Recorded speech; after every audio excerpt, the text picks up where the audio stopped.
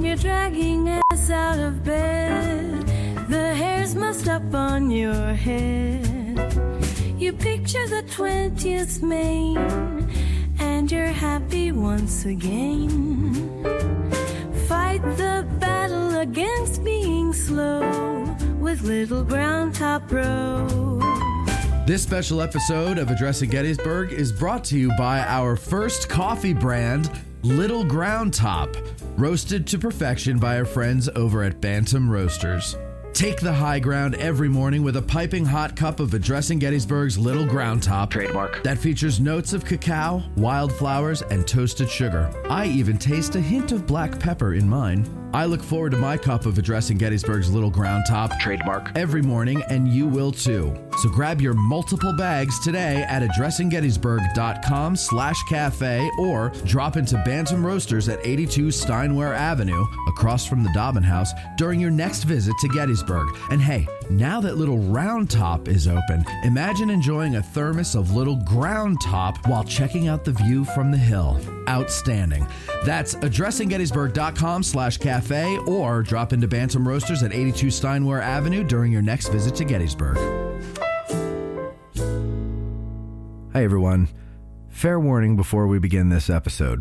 I was doing a sound check in the car and driving around with my girlfriend Cindy, and during the Canonade part of Pickett's charge, she said something to the effect of, "This makes me feel uncomfortable," to which I said, "Good, that's the point." I guess they would call it a trigger warning, I guess, is what I'm giving you here. If any PTSD or anything like that, you might want to be careful moving forward and listening to this. And I only say that because I purposely tried to make certain parts of this episode horrifying with sound effects, because it is horrifying. And I want people to remember that what these men have gone through, and what soldiers to this day continue to go through, is not something to be taken lightly. It's not something to be romanticized. It's very real. It's very horrendous, and it should be avoided at all costs. So with that, enjoy. You're listening to Addressing Gettysburg.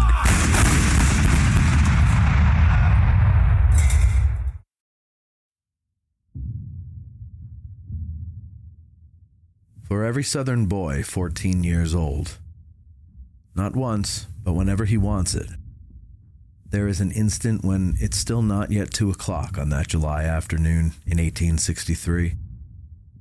The brigades are in position behind the rail fence. The guns are laid and ready in the woods, and the furled flags are already loosened to break out, and Pickett himself, with his long oiled ringlets and his hat in one hand probably and his sword in the other, looking up the hill, waiting for Longstreet to give the word. And it's all in the balance. It hasn't happened yet. This time, maybe this time, with all this much to lose, then all this much to gain.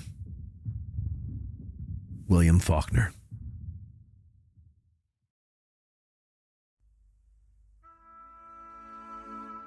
As dawn approached on July 3rd, Robert E. Lee considered his options. The attacks of the day before had achieved limited success, with the capture of ground, the wrecking of the Federal Third Corps, and the bloodying of 2 others. Yet, the Confederates had not accomplished their objective of driving the Union soldiers off of Cemetery Hill. It had been touch and go many times, but every breakthrough had been met with Union reinforcements.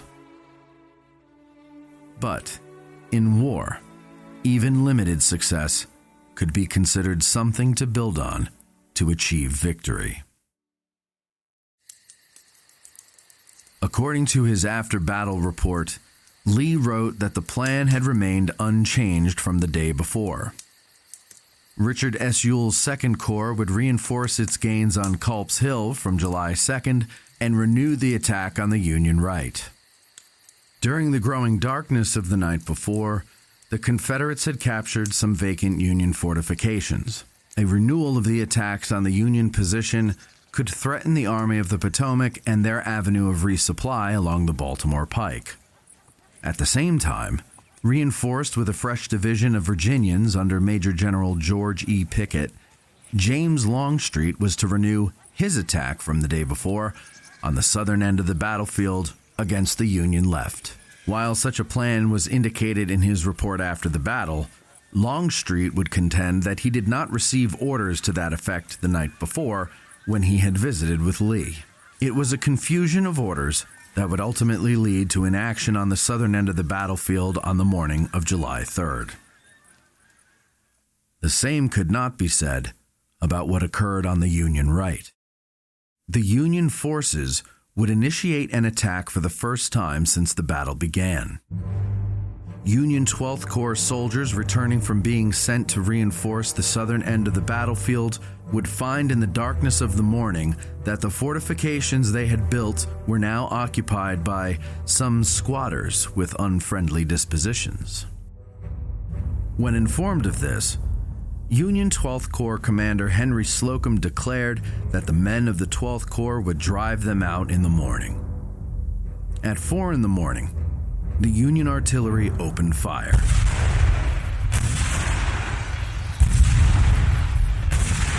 A Union artillerist would later write, "We poured shot and shell into them."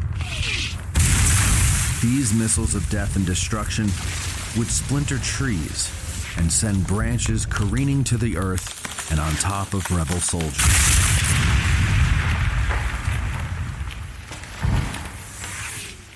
This morning, the fighting on Culp's Hill foreshadowed what the war would become.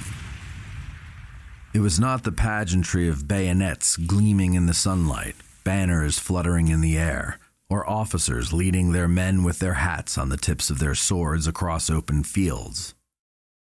Instead, wave upon wave of rebel soldiers, including the vaunted Stonewall Brigade, would throw themselves into the hellfire sent their way by the enemy in relative safety behind breastworks or in trenches. Licensed Battlefield Guide, Charlie Fennell. Okay, July 3rd, Culp's Hill. I hope you got a good night's sleep because this is going to be a long affair. The orders are on the morning of July 3rd from Lee is to simultaneously attack both ends of the Union line. Longstreet, now reinforced by Pickett, to hit the southern end of the line, and Ewell to continue his attacks here on Culp's Hill. With that in mind, Ewell was reinforced that evening.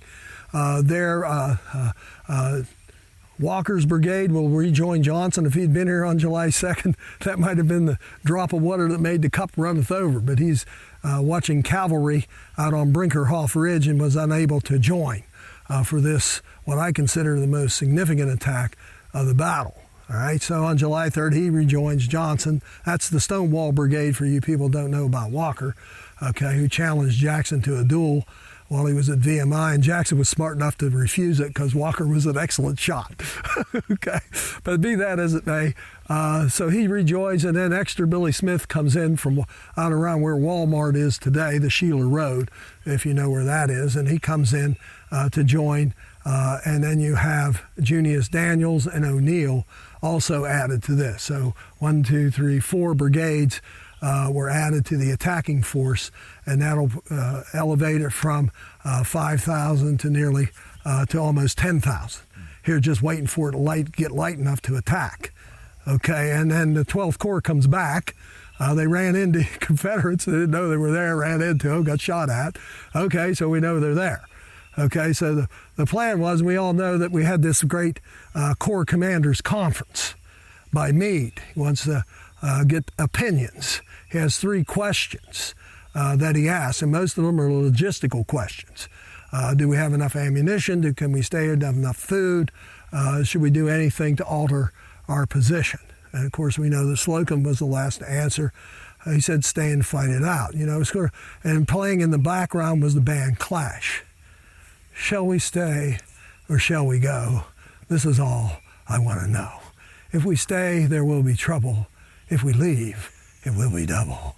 Okay, so I didn't know they were that old, Clash, but I guess they were. One of Meade's favorites. But be that as it may, Meade decided to stay and fight it out. Okay, so as they were leaving, Williams, who came to the Corps Commanders Conference, as in Meade's mind, uninvited, because he was not a corps commander in Meade's mind, asked Slocum, what's he doing here?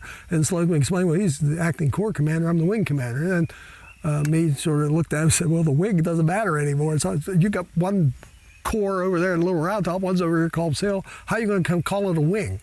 Okay, and so then Williams realizes now he's back to division command and Slocum back to corps command. But be that as it may, as they're leaving, Williams is livid that his trenches were occupied by the Confederates in his absence. And he was saying, just sort of bemoaning that fact. Now, Slocum's probably tired. He's had enough today. And he just sort of brushes him off with drive him out at dawn. And, of course, you can't blow up a Slocum. He's your superior officer. And so when these situations occur, Williams would write a letter to his daughters. Okay, I believe his wife's dead at this time. He has some daughters. He writes them letters. If you want to know what the letters are, you get the cannon's mouth. And these are a collection of Williams's letters from the Civil War, but there's one missing. And that's the one he wrote on the evening of July 3rd, the morning of July 3rd there. And people often said, well, that's in somebody's collection because that's more valuable than all the other letters combined. And I said, if it's in a collection, what's he collecting it for? Right. He's collecting it for money. And that would have surfaced by now. And I said, the language was so non-typical of their father that they destroyed the letter. So no one would find it. All right, we do know somewhat about what he said because he wrote another letter on July 8th referring to the one he wrote on the 3rd and essentially said, drive them out of dawn hell. The Confederates haven't got a good thing. We'll be one to give it up. He went on to describe the natural defenses of the position, the rocks, the trees, a stone wall built by farmers there, and also they're in our own entrenchments. And he said a lot of men will be killed needlessly to pay for this mistake.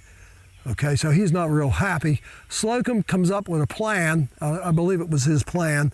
And now he's also got a man by the name of Claremont Best that nobody really knows anything about, but he's a West Pointer. He's an artilleryman. He was with the 12th Corps at Chancellorsville and then was sent to D.C. for organizational reasons. He's a good organizer, and they're trying to put the artillery back together after Chancellorsville.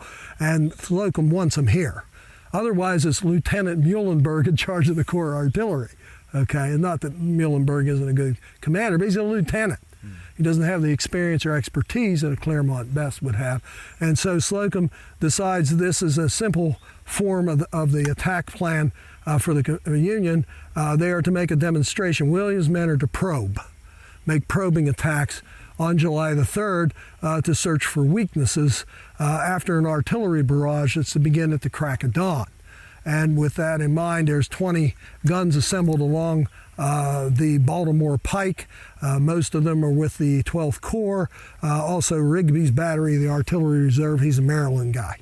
All right, and they're to open fire. And then when the fire lifts, Geary is to charge down the hill and drive the Confederates off of the ground that they had secured the day before. So this is the plan. It doesn't work because the Confederates standing down here where we are can hear the Yankees up there, and they know if they give them a chance, they're going to be in trouble, and so they're going to attack as soon as they can. And they attack as the artillery barrage is still going on. So they preempt the Union attack of Geary down the hill, but the probes still continue by Williams. What you have here then on July 3rd is simply 7 hours of close combat. Here is the Confederates are trying to push through the line. Now they can't go around to the right because Cemetery Hill is there, Stevens Knoll is there, they got artillery. You're going to get slaughtered. You're trying to swing around that way. You're going to get caught in a crossfire. And of course, we know the crossfires doubles your chances of being one of the honored dead when the battle's over. They can't go around to the left because you got all that artillery sitting out on the Baltimore Pike, plus you got McDougall's brigade there as well, and elements of the 6th Corps have come up and have put men in position as well. So your attempt to flank is gone, which is what you really want to do as a Confederate, because that way you can maximize numbers against minimal numbers of the enemy and defeat them in detail. It's kind of like dominoes. You knock one down and they all go down. You know, try and go through them, you don't get many that way. Okay, so that's why Lee wins so many battles, as he uses maneuver to negate advantage. You don't have a chance for maneuver. This is the Somme, World War I. You charge up that hill, and you make at least 3 or 4 attempts to break through. and you don't break through. Although the Confederates evidently did get over the trenches at one point because the Union soldiers can only carry so many bullets, right?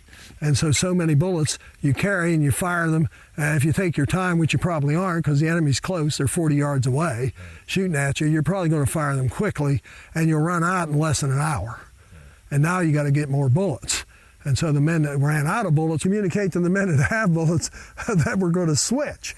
Okay, and that works out all right the first couple of times, but after you get tired, it had a tendency to bollocks things up in the sense that, as Hayes, commanding the 29th Ohio, said, we lost more men getting in and out of the entrenchments than once we got in, because once they get in, they're secure. Okay, so you have this rotational thing. The Confederates have a real problem with the bullets, is that they have to take them across Rock Creek. Okay, if they get wet, they're no good. Throw a rock at them is better. It's bigger than a bullet. Okay, so this is the problem you have. And they're here for, you got, well, let's say about 9,000 plus almost 10,000 Confederates, and you got about 14,000 Union troops. Well, let's just use a round number and say it's 24,000. They're in here for 7 hours shooting at one another 40 yards apart.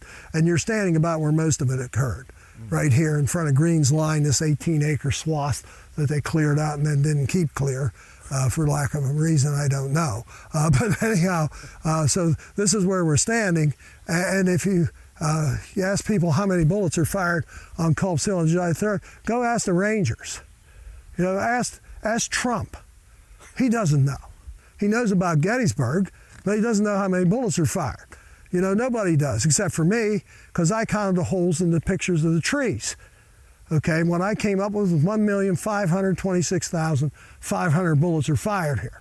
Okay, there's about 7 million bullets fired. 1,526,500 are fired here in 7 hours, about 18 acres of ground. Okay, and how do I know that? Well, John White Geary wrote a report, you see. In his report, he wrote that his men on July 3rd fired 277,000 bullets. Why would he include that? Because Meade accused him of wasting ammunition. You know, Meade doesn't have a lot of patience for amateur officers, and that means non-professionals, non-West Pointers. And remember, his big concern on the evening of July 2nd is logistics. Professionals fight a logistical battle, amateurs fight a tactical one. They don't care if you get fed or not. But guys at the top know that you need food, you need water, and you need ammunition, okay? And so he thought he was wasting bullets, and Slocum went to him and said, hey, quit wasting bullets, and explained the situation to him. And so he goes back to Meade, and Meade says, okay, and he sent a brigade of the 6th Corps to help. Okay, so that would be Shaler's brigade that comes in about 8 o'clock on the morning of July the 3rd. And so he wrote, and he has about, around 3,000, a little more than 3,000 men, if you deduct casualties from the second day, from Greene in particular, there, who did most of the fighting here on the second day. And what you have is that if 3,000 plus men can fire 277,000 bullets, how many can 24,000 fire? And the answer is 1,526,500. And that's why I know that's what was fired. Now, I know it's not right, it's close enough for government work, but the government doesn't know, because they don't care. It's not essential to the story. But for people coming here and looking at this place, and they say, well, it's nice and quiet, should have been here on the morning of July 3rd. Okay? The trees were getting shot full of holes. They shot limbs off the trees. There's so many bullets flying through here. And the Confederates eventually realized they can't go forward, and they can't stay, so that leaves one option: you go back. Okay, so by 11:30 or so, the Confederates are starting to retreat. Now, this is the key here to understanding why, in my mind, Culp's Hill is so significant. It's part of the main line. It's the fishhook. Sickles wasn't on the fishhook. He couldn't find it. So he's out of Peach Orchard there. That's not the fishhook, okay? This is the fishhook, and the lower slopes of Culp's Hill were taken by the Confederates on July the 2nd and held. They're 400, 500 yards from the Baltimore Pike, which is the spinal cord of the Union Army. You break your back, you're not functioning very well. And that's how close they are. And I think that's why Meade was very concerned about what went on the second day. Let's see what the Corps commanders think. Should we stay or shall we go? And they all said, we got to stay. there, and so that's a situation. You have the Baltimore Pike is the main line of command and control. It's also the main supply line for the Union Army, and if they get that, they being the Confederates, Meade's not going to be able to stay here very long. So the fighting here on Culp's Hill, it's the only place that they violated the Union fishhook on the 2nd, and it's the first time they gave up ground that they had controlled for the first time in the battle. Now they were on Little Round Top. They didn't control it. They were on, Cemetery Hill, Cemetery Ridge on July 2nd. Didn't control it. They're on Culp's Hill. They control the lower slopes. So this battle here to me is much more important than people give it credit for, obviously, or maybe more important than even Little Round Top. I tell Southerners, and of course I have to watch when I go down south. I wear a beard and disguise myself because of it. I tell them, you want to know why you lost? And they said, oh yeah, you Yankees, you all know why we lost. Well, sure we do. You fought for 3 hours for the wrong hill on July 2nd and didn't take it. Now, there you go. And so that's my take on Little Round Top compared to Culp's Hill. So I was kind of encouraged by the fact that they were trying to restore this, but somehow that got lost. It got lost. And what we're standing in here is a jungle waiting to erupt. And if they don't come in and clear this out, we won't have this nice view, and we're already starting to lose it. Some Union soldiers reported that they fired as many as 200 rounds. Still, the Confederates came on as reinforcements arrived. Every attack was futile and found limited or no success. But futile attacks were not restricted to the Confederates alone that morning. The 2nd Massachusetts and 27th Indiana were ordered to charge across Spangler's Meadow towards Confederates behind a stone wall. Lieutenant Colonel Mudge of the 2nd Massachusetts, upon receiving the order, stated, "It is murder, but it is the order." Then to his men he yelled, "Up, men, over the works, forward, double quick." Both regiments attacked and were bloodily repulsed. Mudge, who had been a sparring partner of Robert E. Lee's son at Harvard before the war, would be killed in the attempt. Charlie Fennell. And there's a number of them there, but the most famous is the probe of the 2nd Massachusetts and the 27th Indiana. And we know it happened. We know it was a disaster. What we're not sure of is when. Now most the Father, Son, and the Holy Ghost, they're Batchelder, Coddington, and Fawns all put it later in the day because it makes more sense to them. Read their footnotes. They say it makes more sense. It makes more sense to me it occurred earlier because the men that made the attack said it occurred earlier. Who knows more about the attack? Somebody that's ordering it, or somebody writing about it after it's over that really didn't see it, or somebody was in the charge. So I always defer to the men in the charge there, and the numbers line up pretty good, even with the Confederate side, that it's no later than 7 a.m.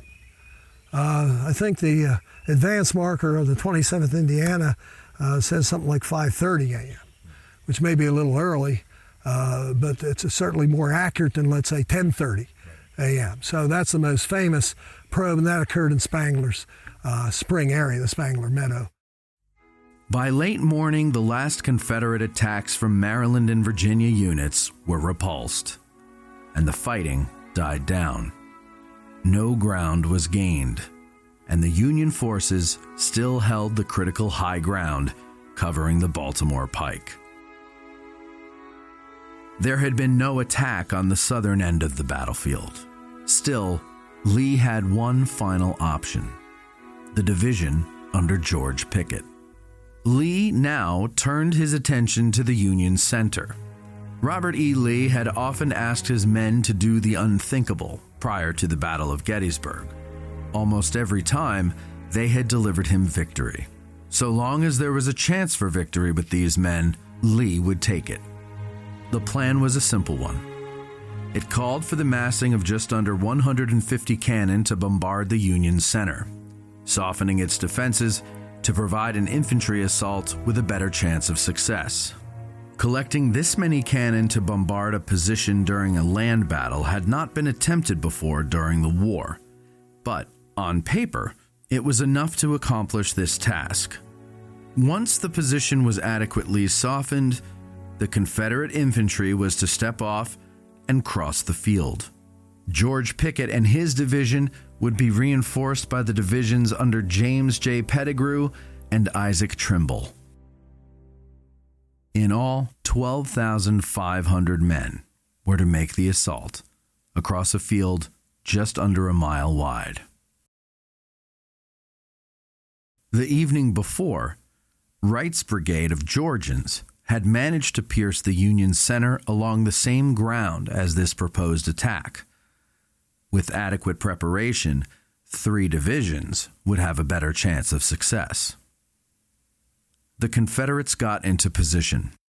Some even inched forward to get a peek at the situation. More than a few compared it to the Battle of Malvern Hill.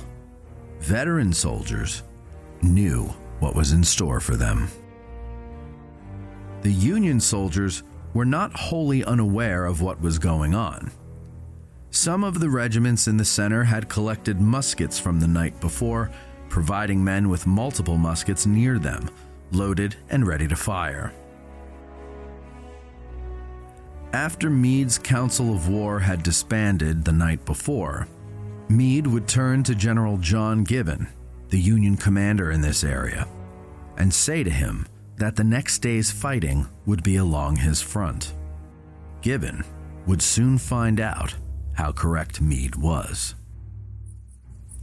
Major St. Clair Mulholland of the 116th Pennsylvania of the Irish Brigade recalled that before the bombardment, it was a warm summer day, and from Round Top to Culp's Hill hardly a sound was heard, not a shot fired. The men rested after the fighting of the previous evening. No troops were moving to and fro. But during those 2 hours, we could see considerable activity along Seminary Ridge. Battery after battery appeared along the edge of woods. Guns were unlimbered, placed in position, and the horses taken to the rear. Our men sat in groups and anxiously watched these movements. At about 11 a.m., Lieutenant Frank Haskell described the scene around the center of the Union line. The sky was bright, with only white fleecy clouds floating over from the west. The July sun streams down its fire.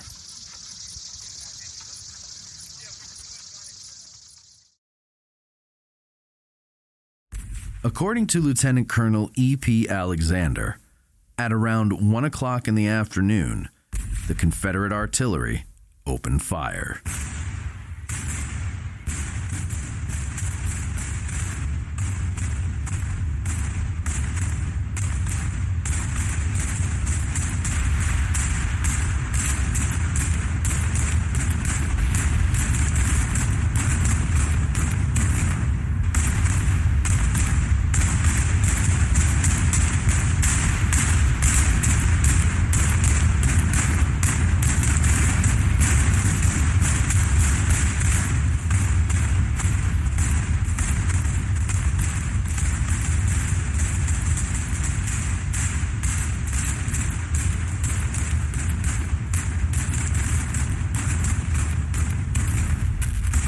A Union colonel on the receiving end of the barrage would write in his diary that day that the air was filled with shot and shell, and the earth groaned and trembled under the terrible concussions.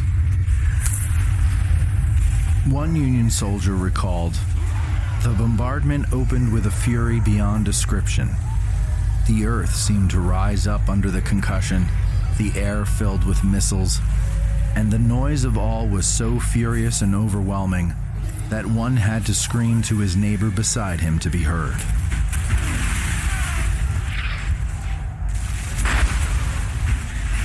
Then, the Union artillery returned fire.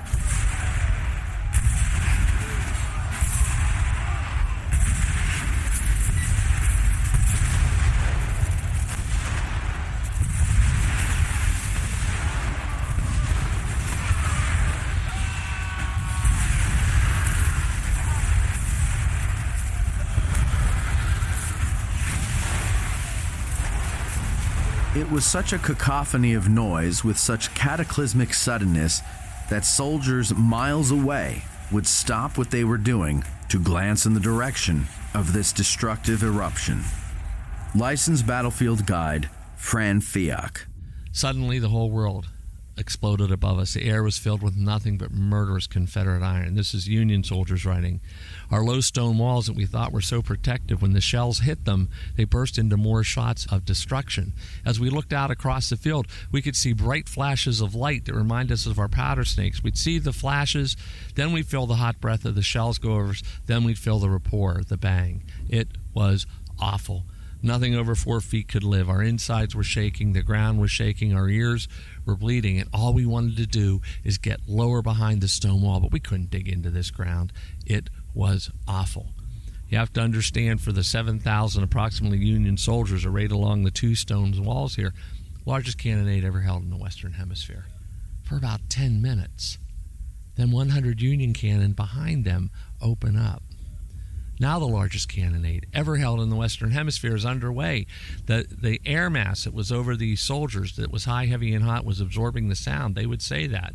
Couldn't hear people talking. Even birds flying between and over the shallow valley. Couldn't hear them screeching. But whatever this air mass was, supposedly you could hear it in Philadelphia. And even Abraham Lincoln says he swears he heard it at Washington City, 60 miles to the southeast. And I don't know how that happens or if that's true, but that's this cannonade. Now, what I've been able to discern in new information is that we've all seen cannon firing on a field on YouTube videos. You see the smoke come out and it makes a cool smoke ring. That's the concussive wave coming out. So you got to remember now, we have 240 cannon. Those concussive waves are building on each other. They're canceling each other. So these soldiers under the ground are getting concussed. And there's even some reports from the 1st Minnesota that as the concussive waves come over, their guns, they push down from these concussive waves coming over. If you're holding your gun up, it'll depress. So that's what's happening here. Now, for these Union soldiers, the other thing we all know straight up, that this day with no breeze, and we know that cannon make a high amount of smoke, and they can't start to see. The cannoneers now start to realize they can't see their targets. They're aiming by using a method called TLAR. That looks about right. All right, they can't see. Now, the other thing that most people don't realize, the Union Army is positioned with the cannon behind them, and the Confederate Army is positioned with their cannon in front of them. So if you're a cannoneer, what are you aiming at? The cannon. So they can't see what's going on. They're starting to try to pick up flashes of light or where they saw it. So the Confederate cannonade is overshooting the Union Army, destroying George Gordon Meade's headquarters, and he's going to leave. The Union, firing at their cannon, they're overshooting, but they are getting some hits in the Confederacy. So this is going to go on until a few minutes before 3. As minutes turned into an hour, the smoke from the deadly exchange would fill the area. Understanding what this artillery barrage meant, Union Artillery Commander Henry Hunt ordered his batteries to stop their firing to conserve ammunition for the infantry assault he knew would come. Winfield Scott Hancock disagreed with this decision, arguing that having the Union artillery fire back would give a morale boost to his men. Hunt was not moved. As a result, only Hancock's cannon of the 2nd Corps Artillery Brigade continued to fire. Author of Our Story, Stephen Evangelista. So on July 3rd, 1863, Battery B, 1st Rhode Island Light Artillery, is right to the left of the famous copse of trees. They're in the center of the Union line, which is like the most precarious position you could be in. As we all know, that was sort of the center point for the Confederate artillery. Private Alfred Gray Gardner was also a very deeply religious man, the father of 5. His wife Adelia would send him care packages. So just a really great, family man. And opposite him, at the number 1 position, was a gentleman, Private William Jones, who was also one of the best artillerists in the battery.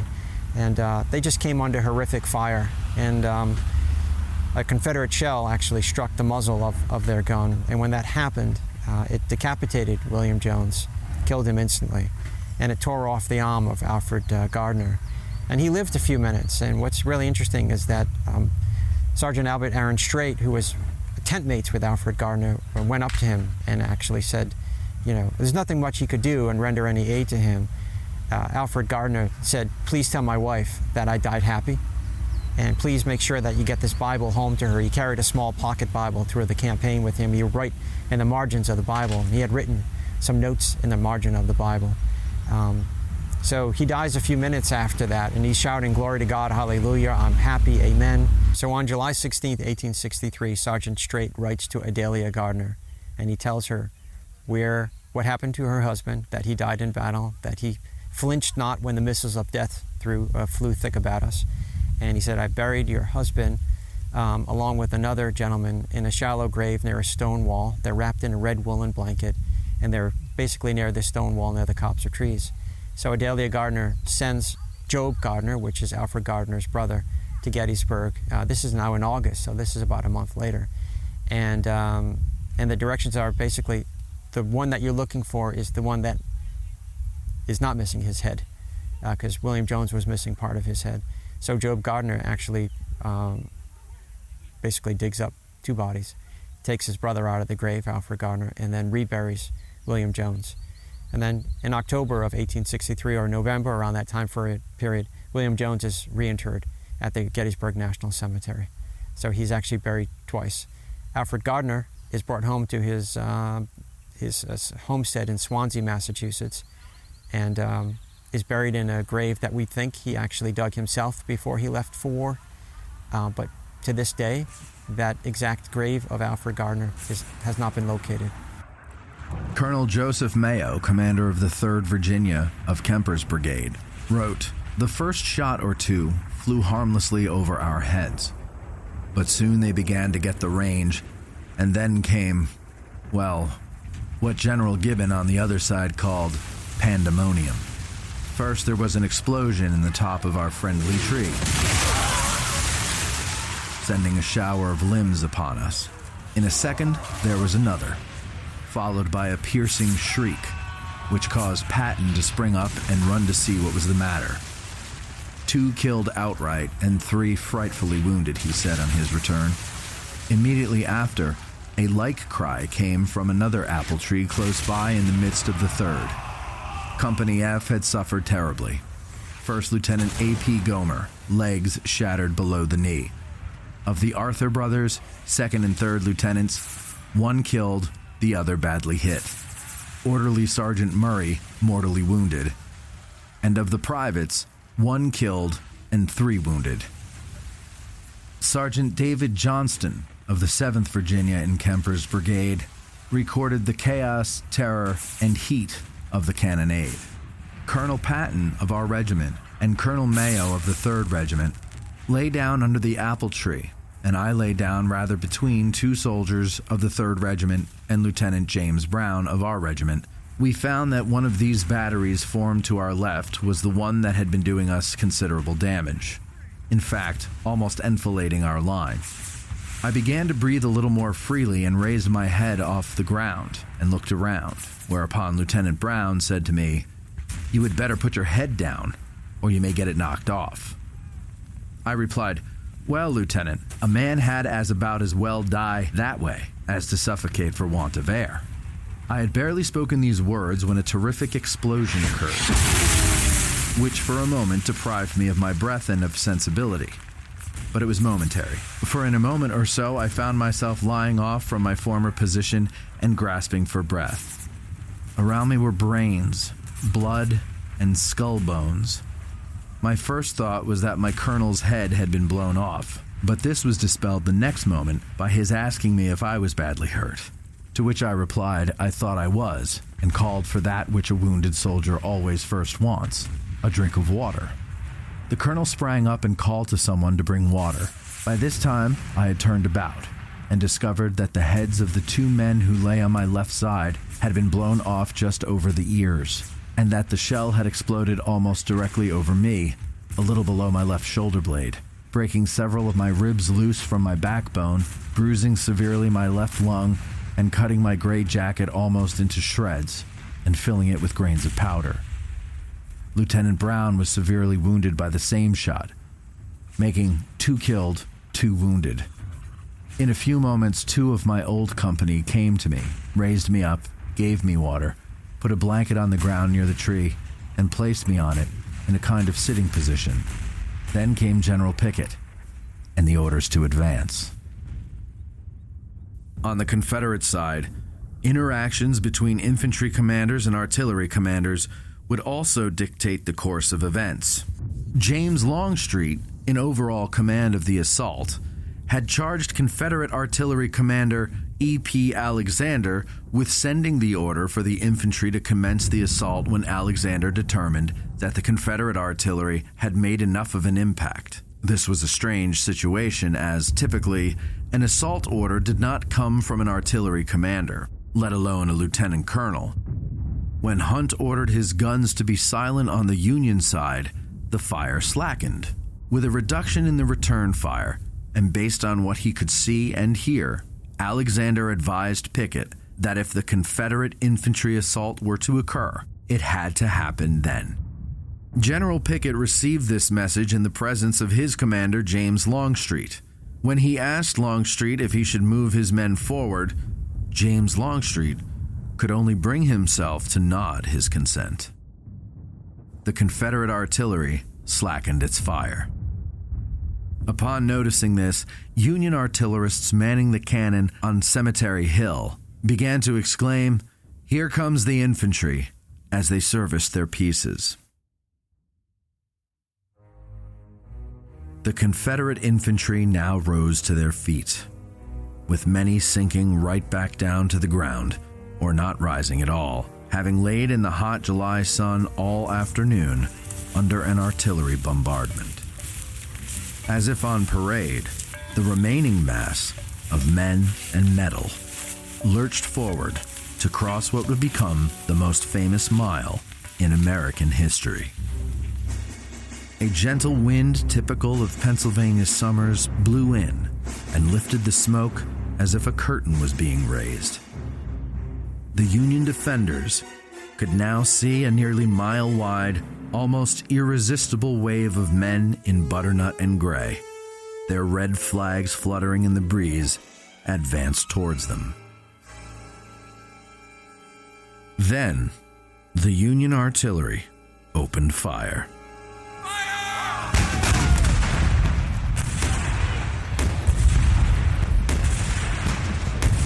Cannons from Little Round Top to Cemetery Hill found their range, tearing gaping voids in the Confederate lines.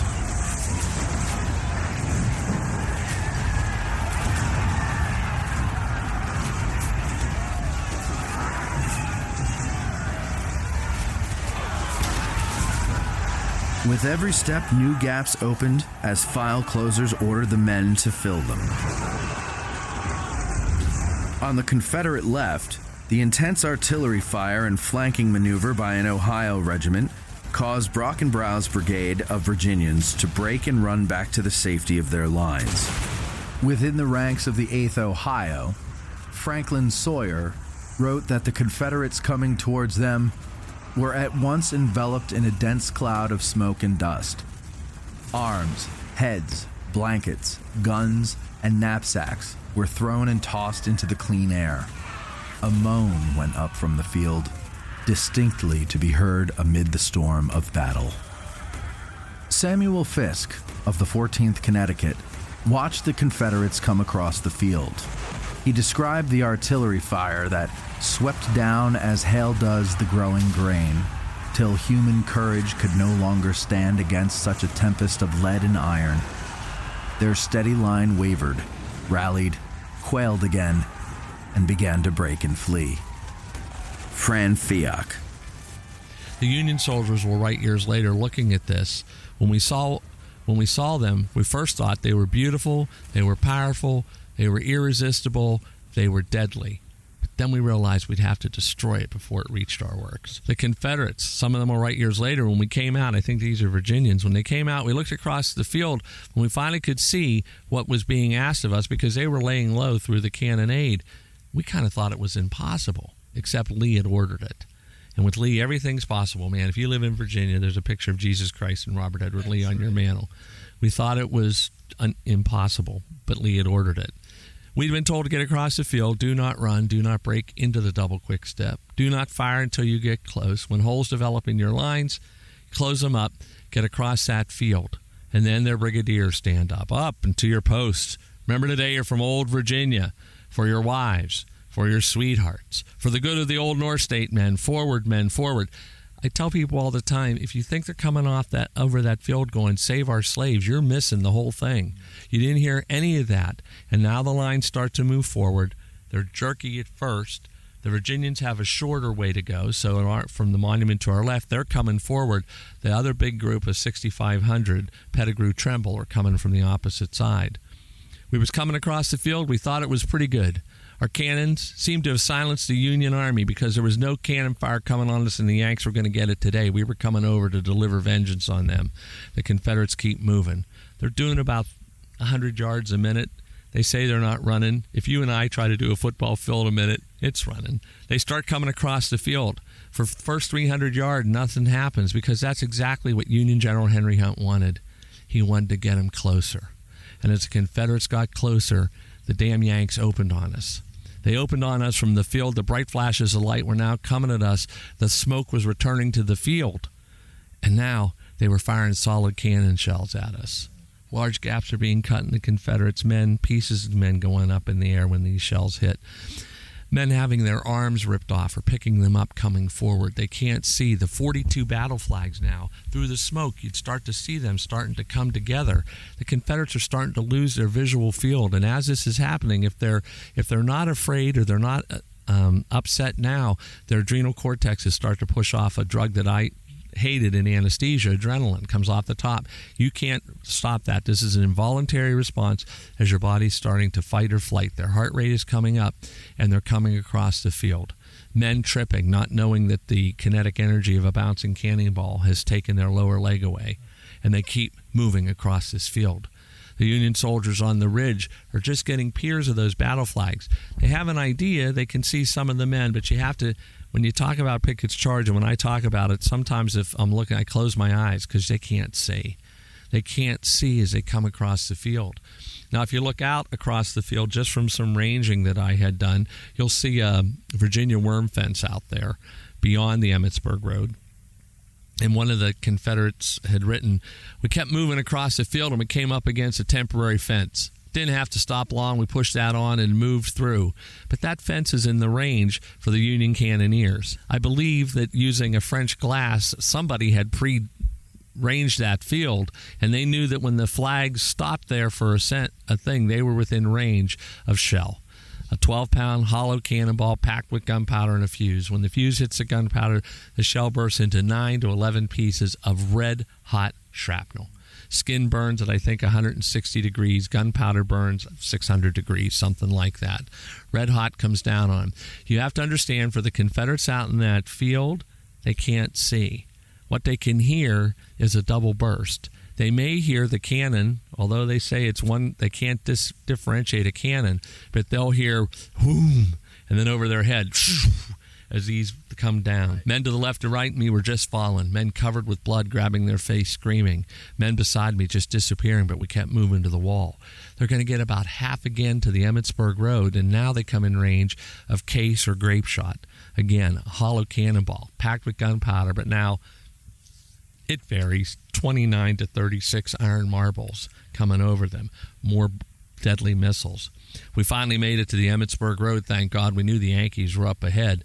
We weren't near as strong as we were when we left, but we were determined to get over that road. Now, the Park Service will tell you in the Visitor Center, 12,000 left, an estimated 6,000 reached the Emmitsburg Road.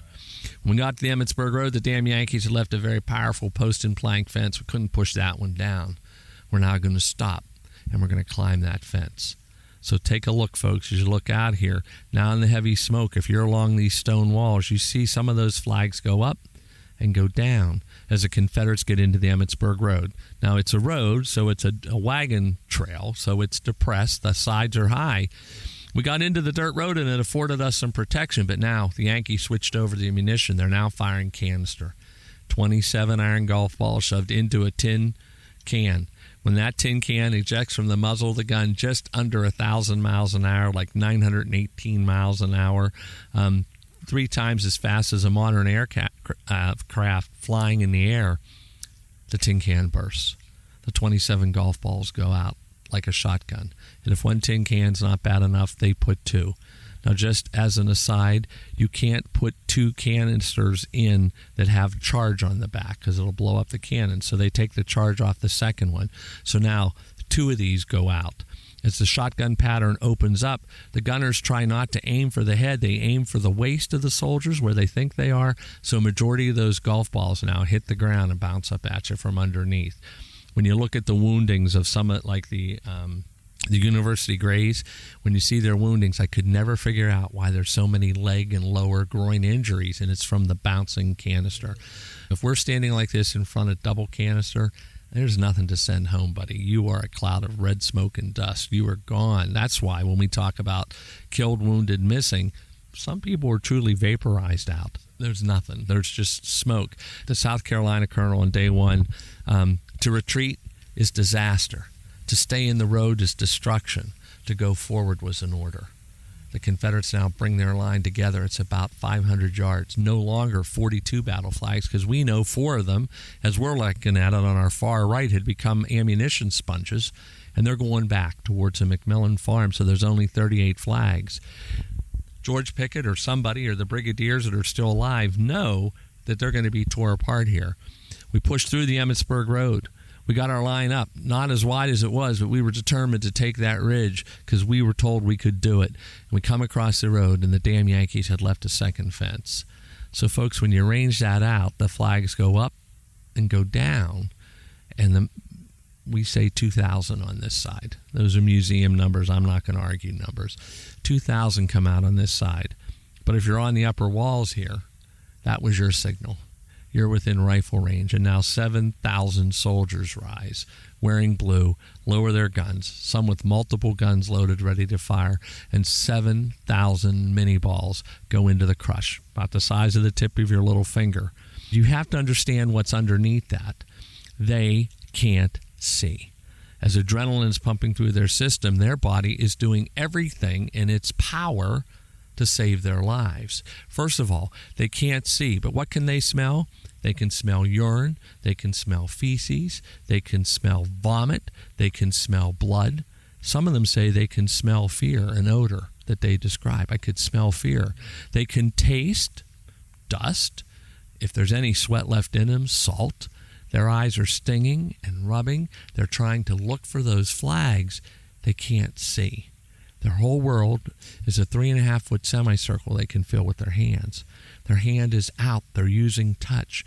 They're looking for the flag. When the man beside him is vaporized, disappears, or falls, they're reaching out for the guy beside him. They do not want to be alone on this battlefield. You're never going to convince me that they are not scared. Their body is scared, and their adrenaline levels and heart rates now are up into the air.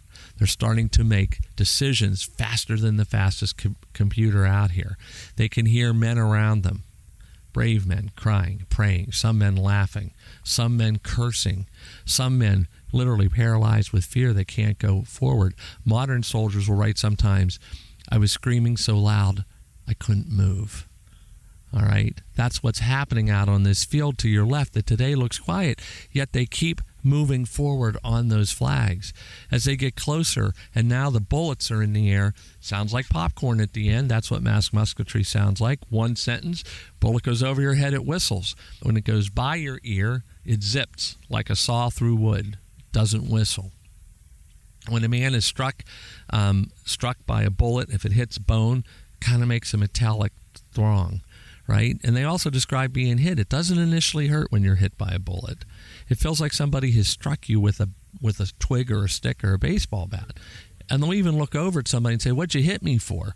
And then when they look at it, for the guys in the audience, maybe for the ladies, when you shave, when you first get that nick, it doesn't hurt till you see it. So you know what's going on. But now the adrenaline is pumping through their systems, and they're trying to get to this hill. Adrenaline does a couple of things. It pushes blood to the center of your core, heart, lungs, and brain. That's why their hands get cold and sweaty. That's not being scared. Why are they urinating and defecating? That's not fear, folks. That's adrenaline. trying to get ready to save your life. It's not putting blood anywhere that you need it other than your large muscles or your legs. All right, they can smell burning flesh from the munitions hitting them. Those bullets are red hot. Gunpowder is red hot. Burning flesh has a unique odor. For those of you that have been in the OR, you will never, ever miss it or ever forget it. They can see that, they can feel that, and they keep moving to the wall. And now, a couple of other things that we have to add with post-traumatic stress research today. We know that their body starts to do great things to save their lives. First of all, they get it's described as an auditory intrusion. Police officers describe it. Soldiers describe it. Auditory intrusion is when your brain starts to try to get you to stop. So what do they hear? Matt, come home. Dinner's ready. Daddy, Mama wants you to come home right now. The cows need brought in.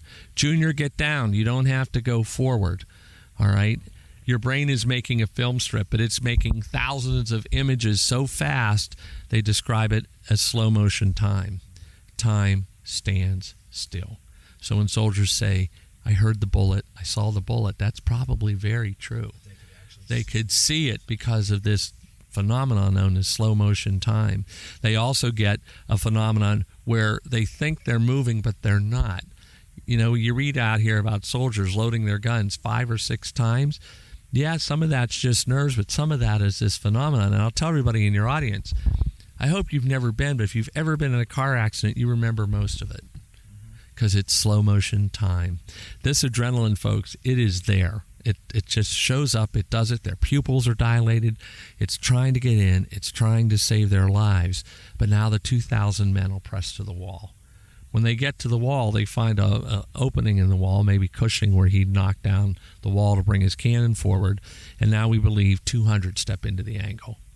12,000 left. 6,000 make the road. 2,000 this side. 200 out. Next time you're at the shore, just watch a wave come in. And now, folks, in the angle, it becomes hand-to-hand. Guns are used as clubs, rocks, unexploded ammunition, bayonets, pistol butts, anything they can do to get it over. Now, the biggest question that you ask is, why would they do that? Why do you do that? They've not fought for a year. They were in Virginia. And they'll write later, you know, they're the ones that say, when we thought it was impossible, but Lee had ordered it. But they'll also write that we also thought Gettysburg went on too long because Lee waited too long to put us in. Remember, they're Virginians fighting for these Virginians. Pride is going to send them forward. 18 to 26 years old, with this much adrenaline, it produces an emotion called rage. It's not anger, it's rage. As an anesthetist, I'd be called to the ER at times because wounded kids with this much adrenaline can't talk to them. They're not going to sit still. I'd put them asleep because you couldn't negotiate with them. Pride and rage sending them over. The hardest one to figure is these 7,000 soldiers up here on the ridge. Like you, I get this place to myself, and I've got a cigar before I'm going, what are you guys thinking about? Beautiful, powerful, irresistible. Then we have to destroy it. And then it dawns on me, and you can see if you're right because the psychiatrist concurred. I said, they look across the field that we're looking over today, and you can almost hear it. You can almost hear him saying, seriously? You're going to walk across this field into our guns? Go to hell, Johnny. This is what happened at Fredericksburg, and you mowed us down with alacrity. Anger and revenge in these young men. If this is your day to die, you get over here. I am going to accommodate you. When you stand at this ridge by yourself and you're trying to get that thing of why, first of all, you got to start throwing out some things like, oh my God, slavery, save our slaves. It's man to man. They're fighting for the man on this side. They have people behind who are file closers, so they're kind of got a threat, but we know soldiers are going out here. This is something that is almost impossible to describe, but by 3:30, Pickett's charge is over. And this is where my psychiatrist hit me with the best. First of all, I said, was Lee, was he fatalistic here? Was this suicidal? And they were a husband and wife team. It was a really professional argument. And they said, no. Suicidal tendencies. And I said, explain. Suicide would be if Lee said on July 3rd, everybody with a gun attack. But he didn't. He held men back. He held men back so he wasn't suicidal tendency. And the wife said, yeah, we'd make a fortune off of him on the couch here, talking to him to do it. But now the soldiers for the Confederacy, those that survived and wounded, are going to be forced back to walk across that field. They got to take a moment and think about what's going on. The Union Army's still shooting at them. They can't identify bodies out there, right? There's men with no arms, no legs, heads gone, faces gone, right? They're walking over corpses, and then both sides start to report. The high-pitched screams of the dying and soon-to-be dead have all mixed together in one macabre choir that we can never hear again. You can't differentiate one person. You can differentiate there's human bodies here, and Shelby Foote says it, as if the cries of 1,000 throats had mixed together in one sound. They get across that field, and as some of the Confederates go across the field, and this has challenged me for years, some of them turn and walk backwards. They're walking backwards because they're 18 to 26. They're just like I was when I was 18 to 26, and kids are today when you're 18 to 26. The adults in your life are just people in the way of your life. But now as they go across the field and they see what's asked of them, their thoughts go back to the most important people in their lives, their parents, their wives. They're walking backwards so they're not found dead with a bullet in the back. Matt, that would tell Mama I was afraid. I'm not going to be afraid. How are my kids going to grow up if their dad's a coward? They get across the field. What does Lee tell them? All my fault. All right. Meade comes up over the hill to our right front. Meade says, have they broken through? And they say, no, they've been repulsed. The movie does a pretty good job of it, Gettysburg movie, but the monuments tell the better story. They're 1 mile apart. Lee and Meade are both in full dressed uniform. Both Baldy and Traveler are sculpted in the alert position, ears forward, tails off. Both generals have their hats off, and they stare at each other on this field. So maybe it's Frederick Sievers that came up with it, but I always tell people at the end of my tours, the artists may have figured out the Civil War more and ahead of the rest of us in the world. This is not a Northern victory, nor a Southern loss. This is an American tragedy. There should be a better way to solve our differences.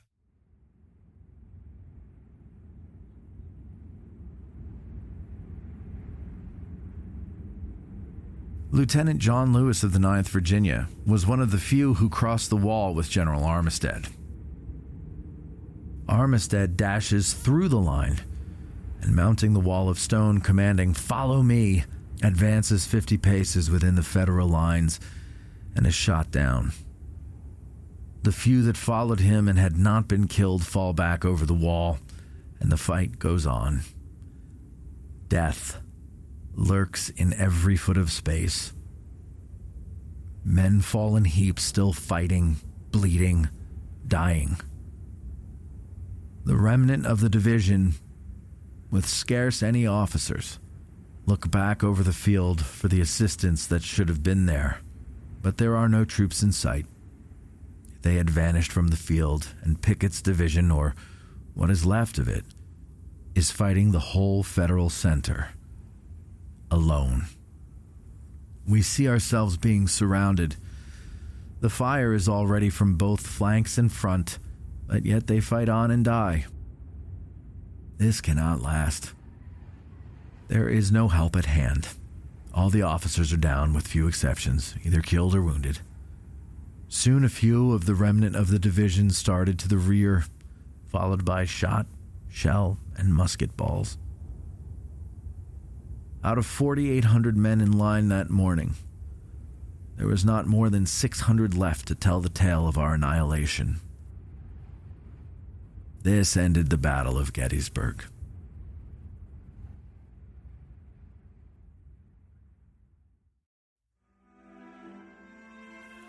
With the plugging of the Union breakthrough at the angle and the repulse of the assault, the last card that Robert E. Lee had to play was spent. It had been a calamity for his army. Pickett's division of Virginians suffered over 2,600 casualties in the assault, just under 50%. The casualties among the officer corps were also appalling. 3 brigade commanders, Armistead, Garnett, and Marshall, would be killed or mortally wounded. Generals James Kemper and Isaac Trimble would be wounded and captured. Pettigrew's brigade, which had started the battle under the command of Pettigrew, would end the charge on July 3rd under the command of Major John Jones, who had been third in command of his regiment when the battle started. The Union defenders did not have a bloodless experience either. It is estimated that between the divisions of Hayes and Gibbon, the Union defenders suffered just over 1,900 casualties repelling the assault. The 2nd Corps Artillery Brigade was all but wrecked, with 2 battery commanders, Alonzo Cushing and George Woodruff, losing their lives in defense of the position. General Hancock was severely wounded, but survived. The Great Confederate Charge was a failure, something the Southern boys were unaccustomed to. But for the Union defenders, it was a victory that felt like a victory, not a triumph declared to the men by a flowery circular from headquarters, but as witnessed by the wreckage of the enemy force lying lifeless in the fields before them, writhing in pain with ghastly wounds or missing limbs, or streaming to the Union rear as prisoners. There was no ambiguity in the outcome of Pickett's charge. Following his failure, all Robert E. Lee could do was gather the pieces of his bloodied army and prepare for a counterattack that would never come. He then prepared his army for a retreat back into Virginia. Both armies were tired. Both armies were bloody. And then it started to rain. The great hell on earth that was the Battle of Gettysburg ended with a torrential downpour as the heavens opened up on the night of July 3rd, cleansing the earth of the gallons of blood spilled in order to save a nation.